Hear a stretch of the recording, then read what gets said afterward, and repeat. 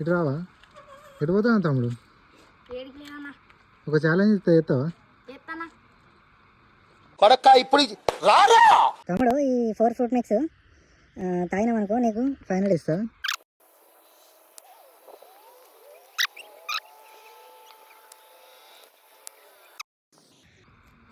తమ్ముడు నేను ఒక 2 క్వశ్చన్లు అడుగుతా, ఆన్సర్ చెప్తా. తమ్ముడు నీ ఫేవరెట్ క్రికెటర్ ఎవరు? ధోని అన్న. సరే నీ ఫేవరెట్ హీరో ఎవరు? ప్రభాస్ అన్న. తాగుతాం.